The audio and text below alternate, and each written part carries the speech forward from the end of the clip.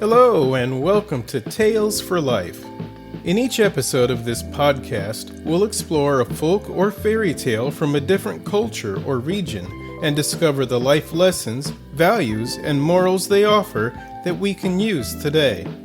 Join me on the journey through the magical and meaningful world of folk and fairy tales.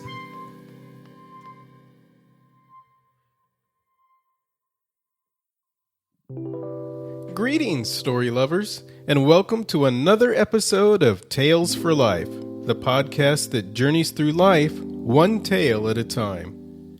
I'm glad you're here with me, and if you haven't subscribed yet, take a second to do that now so you never miss an episode. If you've ever worried about what others think of you, and we all have, then this episode is for you, and the rest of us. I've called this one, Trying to Please Everyone Makes Everyone Unhappy, including you. We're social beings, plain and simple. Most of us thrive when we're around other people. Naturally, that means we want to be liked, right? I mean, it'd be pretty awful trying to be sociable if everyone around you couldn't stand you. But here's the thing, it can lead to some issues. In the effort to be liked or accepted, we might turn into people pleasers. You know, doing things just to make others happy or to avoid anyone bad-mouthing us. Sometimes we go as far as doing stuff we don't even want to do. And guess what? It doesn't work. There's always someone who thinks you should have done it differently or done something else entirely. The reality is, no matter how hard you try, you can't make everyone happy. And here's the kicker. You might end up being the unhappiest of them all. This idea is such a big part of life that it's naturally found its way into stories. Cautionary ones, in fact. There are a few, like one from Aesop, but my favorite is from India. It features Nasreddin Hodja, and it's called It is Difficult to Please Everyone.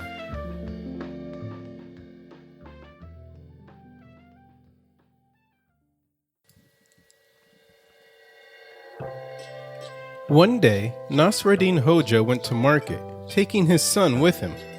There he bought a donkey, and on the way home he let his son ride while he himself walked alongside on foot. After they had gone some distance, they came upon some people who began talking about the pair. "The world is getting crazier and crazier," they said. "That lout of a son is sitting there at ease on the donkey, making his old father walk alongside, dripping with sweat."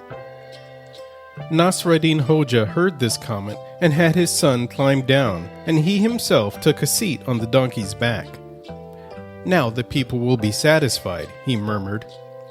Soon they came upon another group who likewise were expressing their thoughts about Nasreddin and his donkey, and indeed loudly enough that the Hodja could hear them. "Have you ever seen anything like that?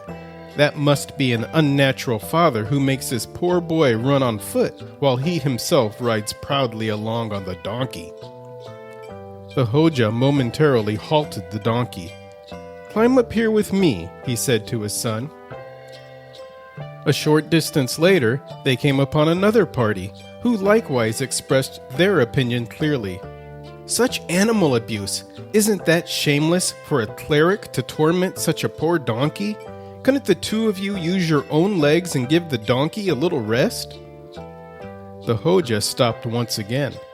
"Let's climb off," he said to his son.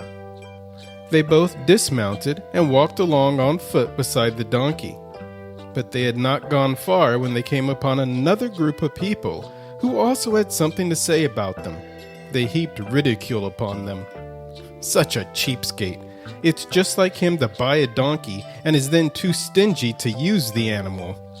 He must be afraid that he will rub the fur off its body. Which of the three is the greatest donkey? They just might as well carry the donkey home." No sooner said than done. Nasreddin Hodja followed this advice. As soon as the people had gone on their way, he said to his son, "If you ever should come into the possession of a donkey, never trim its tail in the presence of other people. Some will say that you have cut off too much, and others that you have cut off too little. If you want to please everyone, in the end your donkey will have no tail at all.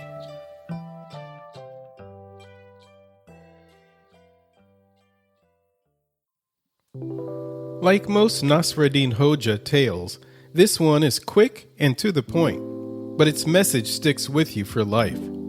There are two big takeaways here that are key if you want to live with more peace and contentment. First off, no matter who you are or what you're up to, someone's going to think you're doing it wrong, and they'll have no problem saying it. It's just part of being human. Every single person, no matter how wise, accomplished, or respected, has faced criticism. Buddha, Muhammad, Jesus, the Pope, you name it. None of them escaped it, and neither will you. So don't even bother trying. Criticism is part of life, plain and simple. But you don't have to let it change what you do. And that's the second key takeaway. You've got to stick to what feels right to you and tune out the noise. In the story, Nasreddin does the opposite. He bends over backward trying to appease everyone's opinions. Of course, it doesn't work. He ends up frustrated and still can't make his critics happy. Had he just done what he knew what was right from the get-go, he would have saved himself a lot of stress. As he tells his son at the end, trying to please everyone will just leave your donkey without a tail, and nobody's happy.